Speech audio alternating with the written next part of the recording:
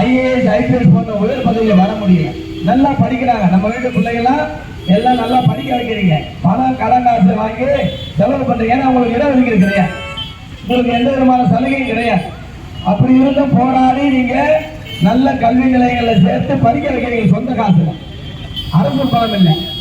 இப்ப போன ஆட்சியில அரசாங்க பள்ளியில படிக்கிற மாணவர்களுக்கு 7.5% இடஒதுக்கீடு கொடுத்ததுனால ஏதோ ஒரு அத்தி பூத்தார் போல ஒரு மருத்துவத்துக்கு என்ஜினியரிங் இப்ப கவுன்சிலிங்ல கிடைக்குது. ஏதோ அத்தி பூத்தார் போல பெருசா எல்லாம் சொல்லிக்க முடியாது. இவர்களுக்கு இடஒதுக்கீடு கிடையாது. இந்த நிலைக்கு தள்ளப்பட்ட இந்த சமுதாயம் 2 தலைமுறை, எவ்வளவு இந்த 37 வருஷத்துல 2 தலைமுறை கல்வியில காலி. அவன் கல்வி இருந்தா தானே வேலைக்கு போக முடியும், அந்த வேலை வாய்ப்பு காலி. அடுத்து அவனுக்கு பொருளாதாரம் எப்படி வரும்? வேலை இல்லை, படிச்சா வேலை கிடைக்கல, வேலை கிடைக்காத எப்படி பொருளாதாரம் செய்யறோம்? இருக்கிற காக்கானி அரக்கானே வித்துட்டு இருக்கிறான். ஏன்னா நிலம் வந்து கூடு போட்டு வைக்கிறோம், வாங்கி வளமா வந்துட்டு இருக்கிறான். அதை விட வளப்படுத்திக்கக்கூடிய ஆற்றலை இந்த மக்கள் அறியாமையில கிடக்கா. இந்த அறியாமையில் இருக்கிற மக்களாட்ட இருக்கிற நிலத்தை பிடிங்கி வியாபாரிகள் வளம் கொடுத்துட்டு இருக்கான். இவெல்லாம் யாரான்னு பார்த்தா அந்த அதிகாரத்தில் இருக்கிறவன். எப்படி இந்த நிலை ஏன் ஏற்பட்டது? தமிழ்நாடு முழுக்க, ஏதோ இங்க மட்டும் இல்லை, இந்த மாவட்டம் மட்டும் இல்லை, பக்கத்துல இப்ப இதை 3ஆ பிரிக்கப்பட்டு திருப்பத்தூர், இந்த பக்கம் ராணிப்பேட்டை, எல்லா மாவட்டங்களும் இதே நிலை. சோழிங்கர்ல வெறும் அடக்குமுறை. அதிகாரம் வந்த உடனே அவன் ஏறி அடிக்க வர்றான். என்ன காரணம்? அவனுக்கு எல்லா சலுகையும் இருக்கு, அவன் அதிகாரத்துக்கு வர்றான். நேற்று வரைக்கும் சிவருக்கா தாலுகா உட்கார்ந்தவன் தாசில்தாரை மிரட்டான். காரணம் அவன் தாசில்தாரை தாண்டி டெப்டி தாசில்தார் டெப்டி கலெக்டர். என்ன காரணம்? அவனுக்கு இடஒதுக்கீடு இருக்கு, இவனுக்கு இடஒதுக்கீடு இல்ல. இவன் சிஐஆர் இருந்தா செருப்படிப்பான். என்ன காரணம்? இதெல்லாம் அரசு பகுத்தறிவு காரணம். ஏன் பார்க்கணும்? எப்படி பார்க்கணும்?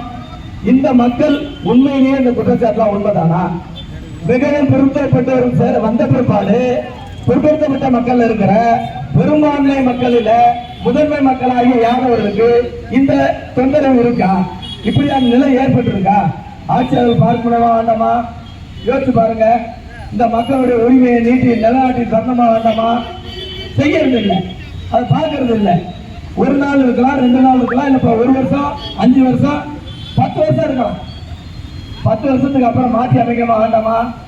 37 ஆண்டுகளா சாதிவாரி கணக்கெடுப்பு நடத்த மாட்டேன், சாதிவாரி நடத்தி அவரோட யார் யார் எவ்வளவு பேர் இருக்காங்க அந்த புள்ளிவிவர பிரகாரம் அவருடைய இடஒதுக்கீடு பிரிச்சு கொடுப்போம் இல்ல. அப்ப சரி, அது வரைக்கும் இந்த மக்களுக்கு பாதிக்கப்பட்டிருக்க தனி உள்ஒதுக்கீடு தரமா வேண்டாமா? நம்ம எப்படி எஸ்சி எஸ்டில 18.1 19% பிரிச்சு 18%ல அருந்ததிய மக்களுக்கு 3% அவங்க அதுல எடுத்துக்கலாம். அந்த 3% போக மீண்டும் 15% இவங்க வந்துக்கலாம். அப்படி கொடுத்த டாக்டர் கலைஞர் அவர்கள் திராவிட முன்னேற்ற கழக அரசு ஏன் யாதவர்களை வஞ்சிக்கின்றார்கள்? கலைஞர் மீண்டும் ஆட்சிக்கு வந்தார். என்ன செய்தாரு? 30% இருந்த பிற்படுத்தப்பட்ட சமுதாயத்தினுடைய பங்கீட்டில் 3.7% எடுத்து சிறுபான்மை சமுதாய மக்களுக்கு கொடுத்தார். அதுல ஒரு சமுதாயம் வேண்டான்னு 3% திருப்பி கொடுத்துட்டாங்க. இப்ப பிற்படுத்தப்பட்ட சமுதாய மக்கள்ல 26.5% இருக்கு. இந்த 26.5% தமிழ்நாட்டில் 37 ஆண்டுகளா எம்பிசி சேர்க்கப்படாம மாமன் மைத்துனாக ஒரே கிராமத்தின் தெருவில் வாழ்ந்தவர்கள் மேலேயே கீழே வர்ற காரணமா இருந்த இந்த திராவிட முன்னேற்ற கழக அரசு ஏன் இதை மறுபரிசீலனை செய்யல? ஏன் இந்த மக்களை ஏறெடுத்து பார்க்கல? இந்த மக்களின் தேவையை ஏன் செய்யல? இதான் எங்களுடைய கேள்வி. இதுல என்ன தவறு இருக்கு? இதுல என்ன தப்பு இருக்கு? ஏன் இந்த மக்கள் வாழ்க்கை கேட்க கூடாது? ஏன் கேட்டால் உங்களுக்கு வலிக்கணும்னு சொல்றீங்க? ஏன் ஆட்சிக்கு எதிராக நீங்க செயல்படுறீங்கன்னு சொல்றீங்க? என்ன ஆட்சிக்கு எதிரான செயல்? யோசிச்சு பாருங்க. தேவையை கேட்டா ஆட்சிக்கு எதிரானதா? நான் கேட்கிறேன்.